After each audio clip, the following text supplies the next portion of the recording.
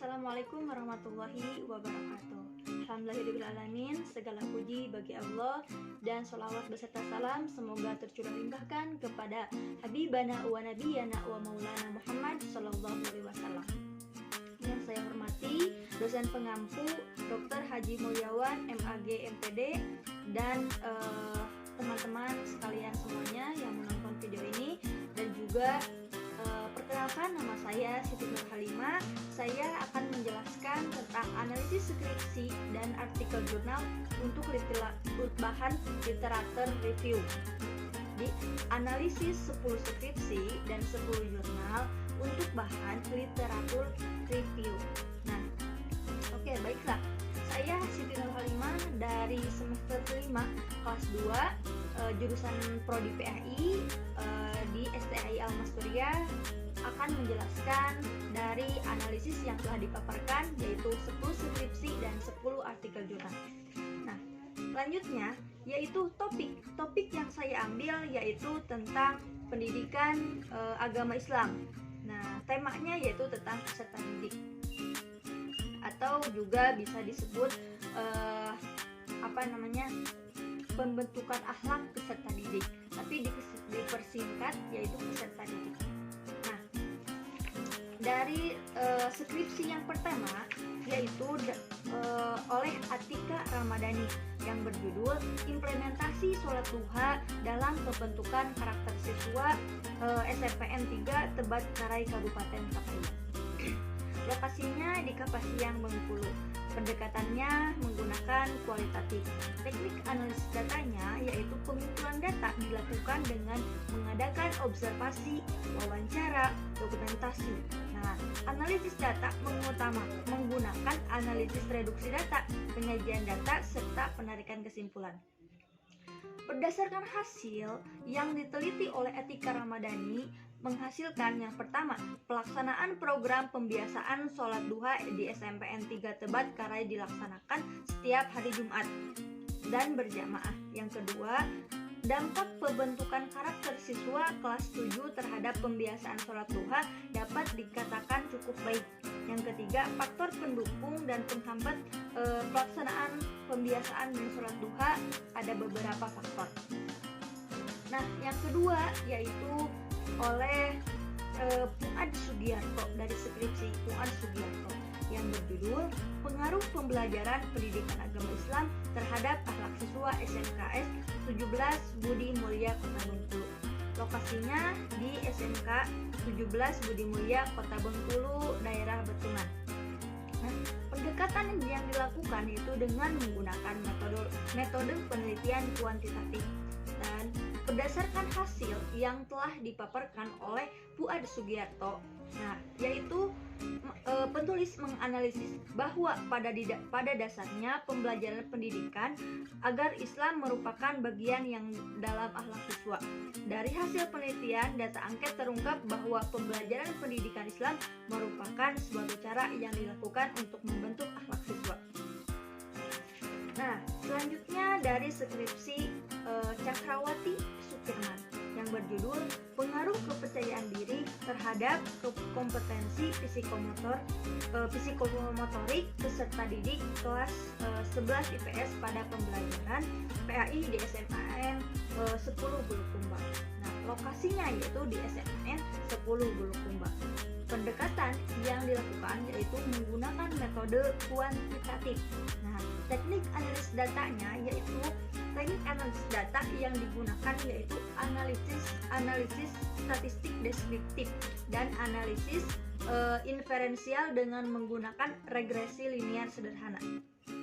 Berdasarkan hasil yang dikemukakan oleh Cakrawati Sukirman yaitu menggunakan SPSS 16.0 diketahui bahwa kategori skor kepercayaan diri peserta didik kelas 11 IPS pada pembelajaran PAI di SMAN 10 Bulukumba berada pada kategori baik. Nah, selanjutnya yaitu skripsi dari Adinda Rahmi Firdaus yang berjudul Pengaruh Pemahaman Materi Pendidikan Agama Islam terhadap tingkat ketaatan beribadah peserta didik di SMP Negeri 2 Mojo Anyar, Mojokerto. Nah, lokasinya di SMP Negeri 2 Mojoanyar, Mojokerto. Pendekatan yang digunakan yaitu menggunakan metode kuantitatif. Teknik analis data yang digunakan oleh Adinda Rahmi Firdaus, yaitu penelitian ini menggunakan teknik angket kuesioner dan dokumentasi. Sedangkan untuk analisis datanya menggunakan prosentase dan regresi linear sederhana. Berdasarkan hasil yang telah diteliti oleh Adinda Rahmi Firdaus, yaitu yang pertama, pemahaman materi pendidikan agama Islam peserta didik kelas 7 SMP Negeri 2 Mojoanyar mendapatkan nilai prosentase 50%. Yang kedua, tingkat ketaatan beribadah peserta didik kelas 7 SMP Negeri Mojoanyar mendapatkan nilai persentase sebesar 67,42%, berada pada interval 50% sampai 70%. Nah, yang ketiga, pengaruh pemahaman materi pendidikan agama Islam terhadap tingkat ketaatan beribadah peserta didik kelas 7 SMP Negeri 2 Mojoanyar didapatkan analisis regresi linear sederhana dengan nilai koefisiensi regresi sebanyak 0,107. Nah, itulah skripsi Adinda Rahmi Firdaus. Selanjutnya yaitu skripsi Rahmatul Hoiro Amin Putri dengan berjudul skripsinya Strategi Guru Pendidikan Agama Islam dalam Pembentukan Akhlak pada Siswa Pendidikan Inklusi di SMA Negeri 1 Gedangan Sidoarjo. Lokasinya di SMA Negeri 1 Gedangan Sidoarjo. Pendekatannya menggunakan metode penelitian kualitatif. Teknik analis datanya, teknik pengumpulan data dilakukan melalui observasi, wawancaranya yang mendalam, dan dokumentasi dengan sumber data. Teknik analis data yang digunakannya yaitu observasi, wawancara yang secara detail dan mendalam, dan juga dokumentasi sebagai sumber data. Kemudian berdasarkan hasil yang telah diteliti oleh Rahmatul Hoiro Amin Putri, yang pertama, pendidikan agama Islam bagi siswa inklusi memiliki hak yang sama dengan siswa reguler pada umumnya. Yang kedua, ada beberapa bentuk kegiatan yang mendukung proses pembentukan akhlak siswa inklusi, diantaranya menanamkan kedisiplinan, menanamkan kejujuran, membiasakan mengikuti kegiatan keagamaan. Yang selanjutnya, yang ketiga, strategi yang diterapkan guru pendidikan agama Islam di SMA Negeri 1 Gedangan dalam membentuk akhlak siswa inklusi menggunakan metode pendekatan personal, pembiasaan, keteladanan, pengawasan, nasihat, dan hukuman. Nah, selanjutnya yang keenam dari skripsi Nikmatul Ijah yang berjudul Peran Budaya Keagamaan dalam Peningkatan Akhlak Siswa di SMA Negeri 1 Gondang Wetan Pasuruan. Lokasinya yaitu di SMA Negeri 1 Gondang Wetan Pasuruan. Pendekatannya menggunakan metode deskriptif kualitatif dan teknik analis datanya, pengumpulan data melalui observasi, wawancara, dan dokumentasi. Berdasarkan hasil yang diteliti oleh Nikmatul Ijah, yaitu yang pertama, bahwa akhlak menjadi hal yang perlu diperhatikan. Salah satu upaya yang dilakukan oleh SMA Negeri 1 Gondang Wetan dalam peningkatan akhlak siswa dengan adanya budaya keagamaan di sekolah. Yang kedua, berbagai program di sekolah dirancang untuk warga sekolah, khususnya siswa, dan tujuannya menjadikan pribadi yang lebih baik dan berakhlak mulia dengan menerapkan metode pembiasaan dan keteladanan.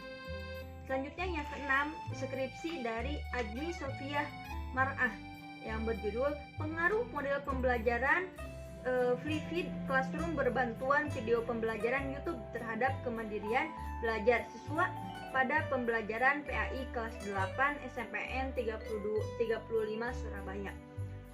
Lokasinya di SMPN 35 Surabaya, yaitu pembelajaran Vivid Classroom. Pendekatannya menggunakan metode kuantitatif. Teknik analis datanya yaitu pengumpulan data dilakukan dengan metode observasi, angket, wawancara, dan dokumentasi, serta analisa datanya menggunakan analisis regresi linear dan UJT dengan bantuan SPSS versi 25. Berdasarkan hasil yang telah dicapai oleh Agni Sofia Mar'a, yang pertama, pelaksanaan model pembelajaran Vivid Classroom berbantuan video pembelajaran YouTube pada pembelajaran PAI kelas 8 SMPN 35 Surabaya dan termasuk kategori sangat baik dan mendapatkan skor angket sebesar 70,6%. Yang kedua, kemandirian belajar siswa pada pembelajaran PAI kelas 8 SMPN 35 Surabaya berada dalam kategori sangat baik dan memperoleh skor angket sebesar 73,2%. Yang selanjutnya, yang ketiga, hasil analisis pengaruh model pembelajaran Vivid Classroom berbantuan video pembelajaran YouTube terhadap kemandirian belajar siswa pada pembelajaran PAI kelas 8 SMPN 35 Surabaya mendapatkan hasil yang sangat baik dan setelah beberapa diuji. Yang selanjutnya yaitu skripsi dari Kusmiati yang berjudul Implementasi Pembelajaran Pendidikan Agama Islam pada Pendidikan Inklusi di SMP Negeri 13 Surabaya. Lokasinya di SMP Negeri 13 Surabaya. Pendekatannya menggunakan metode kualitatif. Teknik analis datanya yaitu menggunakan observasi, wawancara, dan dokumentasi.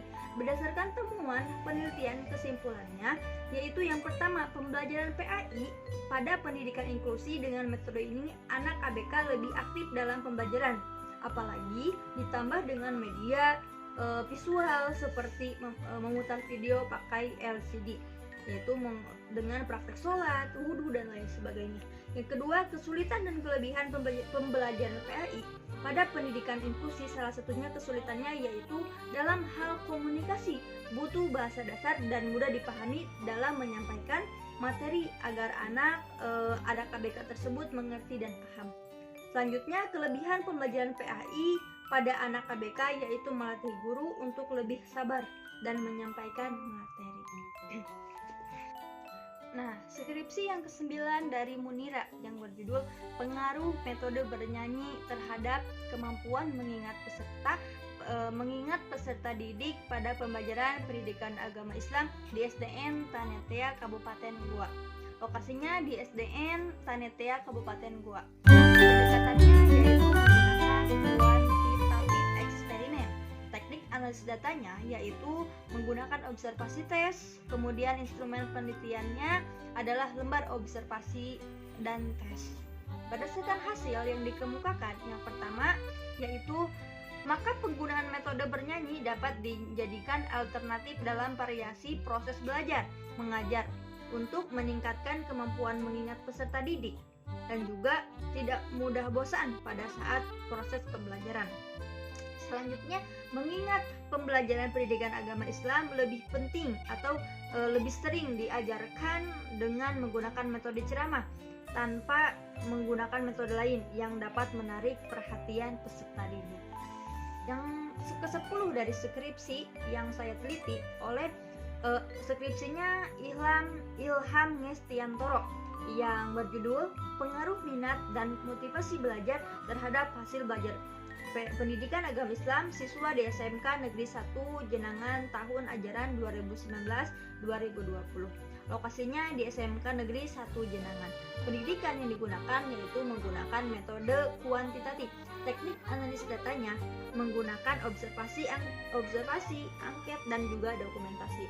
Berdasarkan data yang telah dianalisis dan dipaparkan di atas atau dipaparkan oleh Ilham Ngestiantoro, yang pertama, minat belajar berpengaruh secara signifikan terhadap hasil belajar PAI atau pendidikan agama Islam. Yang kedua, motivasi belajar berpengaruh secara signifikan terhadap hasil belajar PAI. Yang selanjutnya, minat dan motivasi belajar berpengaruh secara signifikan terhadap hasil belajar PAI. Sekarang 10 artikel jurnal. Yang pertama dari 10 artikel jurnal tersebut yaitu Nurdiatun yang berjudul Pengaruh Motivasi Belajar Terhadap Prestasi Belajar PAI di MIN 3 Bantul. MI itu Madrasah Ibtidaiyah Negeri 2 Bantul. Nah, lokasinya di MI Negeri 3 Bantul. Pendekatannya menggunakan metode kuantitatif. Teknik analisis datanya, teknik analisis yang digunakan adalah hipotesis asosiatif. Berdasarkan hasil yang telah kesimpulkan yaitu bahwa motivasi belajar berpengaruh terhadap prestasi belajar pendidikan agama Islam siswa MI Negeri 3 sebesar 51,4%. Hal ini berarti bahwa motivasi belajar merupakan salah satu faktor penentu prestasi belajar PAI, sedangkan 48,6% prestasi belajar PAI siswa MIN 3 Batul dipengaruhi oleh faktor internal seperti IQ, ketekunan, dan faktor eksternalnya seperti masalah keluarga, persahabatan, dan lain sebagainya, yaitu tentang pergalauan lah intinya. Hal ini menunjukkan bahwa motivasi menjadi penggerak sekaligus pemberi arah dalam kegiatan belajar. Nah, yang kedua, dari artikel jurnal yang saya teliti oleh Ihsan Kusaini, Amiruddin, Ahmad Junaidi, dan Sintika, yaitu yang berjudul Pengaruh Pendekatan Saintifik Terhadap Hasil Belajar Siswa pada Pembelajaran PAI di Sekolah Dasar. Lokasinya yaitu di SDN Warung Bambu, Karawang. Pendekatannya menggunakan metode kuantitatif. Teknik analisis datanya yaitu menggunakan analisis deskriptif, uji normalitas, uji homogenitas, uji beda, rata-rata, dan uji normalitas Gain. Berdasarkan hasil, kesimpulan analisis menunjukkan bahwa H diterima dan H ditolak. Dengan demikian, terdapat perbedaan rata-rata antara hasil belajar siswa pada tahap pretest dengan tahap post-test. Jika kita melihat secara kuantitatif, besarnya post-test 81,63, lebih besar daripada nilai pretest yaitu 72,23. Maka dapat disimpulkan bahwa penerapan pendekatan saintifik mampu meningkatkan hasil belajar siswa pada pelajaran PAI kelas 5 di SDN Warung Bambu. Selanjutnya yang ketiga yaitu dari Muhammad Anang Solihuddin dan Halimatus Sa'diyah yang berjudul analisis jurnalnya yaitu model pengelolaan kelas dalam pembelajaran PAI di SD Riyadul Arkam, Tembong Pelintahan, Pandaan. Lokasinya di SD Riyadul Arkam, Tembong Pelintahan, Pandaan. Metode penelitiannya menggunakan pendekatan kualitatif. Teknik analisis datanya mengumpulkan data, reduksi data, penyajian data, dan menarik kesimpulan. Berdasarkan hasil dalam penelitian ini, pertama terdapat peningkatan hasil belajar karena guru mengimplementasikan pengelolaan kelas dalam pembelajaran PAI di SD Riyadul Arkam. Yang kedua, faktor pendukung dari implementasi pengelolaan kelas dalam pembelajaran PAI di SD Riyadul Arkam adalah tersedianya guru dan perangkat pembelajaran yang memadai. Nah, sedangkan faktor penghambat dari implementasi pengelolaan kelas dalam pembelajaran PAI di SD Riyadul Arkam adalah kurangnya antusias siswa terhadap guru dikarenakan merasa sudah mengerti terhadap pembelajaran.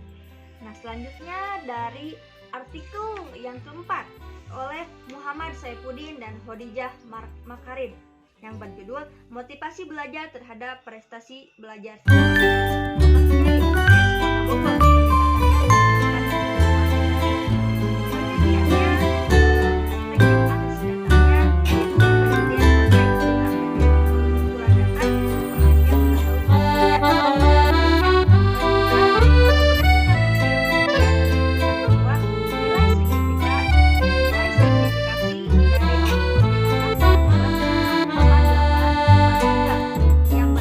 dari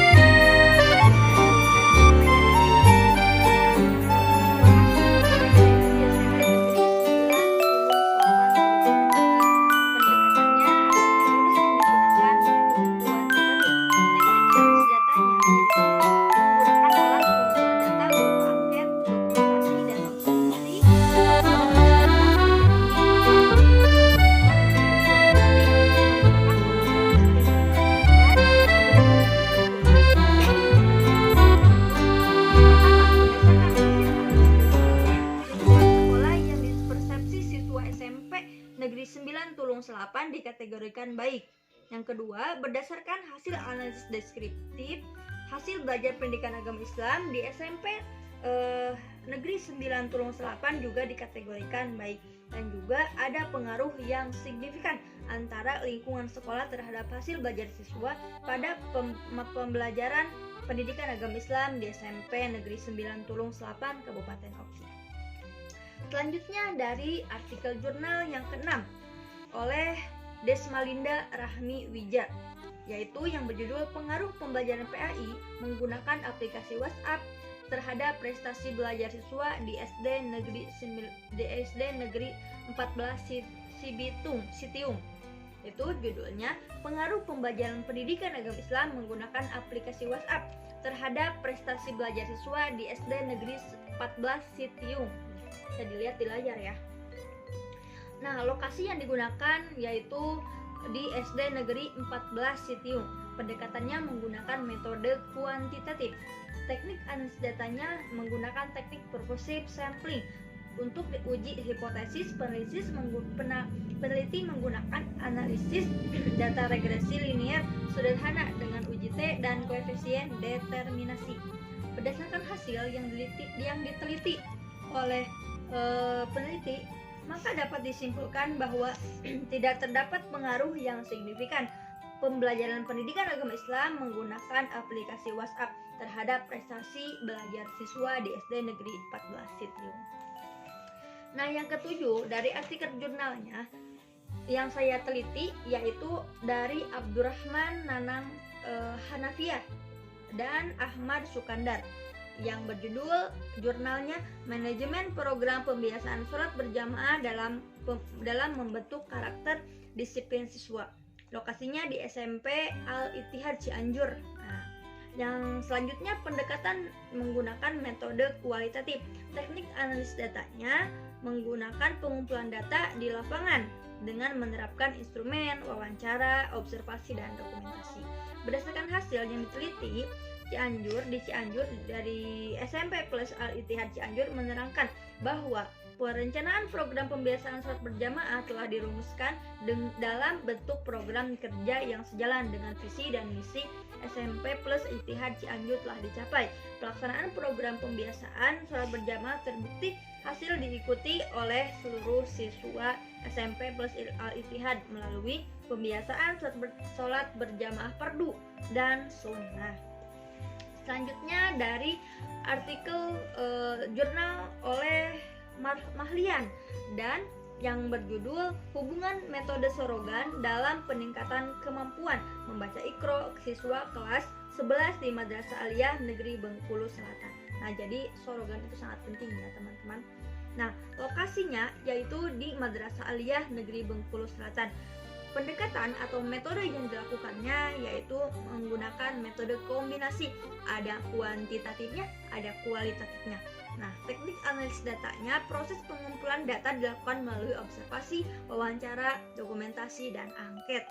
Berdasarkan hasil yang diteliti, maka peneliti mengambil kesimpulan. Setelah dilakukan analisis data kualitatif dan kuantitatif, disimpulkan bahwa metode sorogan berhubungan positif dalam peningkatan kemampuan membaca Iqra siswa 11 Madrasah Aliyah Negeri Bengkulu Selatan. Hal ini dibuktikan dengan hasil nilai R hitung sebesar 0,588. Kemudian pada tabel R atau rata-rata dengan nilai 35, taraf signifikan 5% diperoleh hasil 5%, yaitu 0,334 serta 1%, yaitu 0,463. Nah, dengan demikian nilai rata-rata dihitung yaitu rata-rata tabel, maka terdapat hubungan metode sorogan dalam peningkatan kemampuan membaca Iqra siswa. Nah, yang ke-9 artikel jurnal dari Salamuddin Kermidiasti dan Kermidiasti, yaitu yang berjudul Pengaruh Pembelajaran Pendidikan Agama Islam terhadap Pemahaman Jiwa Agama Siswa. Nah, lokasinya di SMA Bengkulu Selatan dengan metode kuantitatif.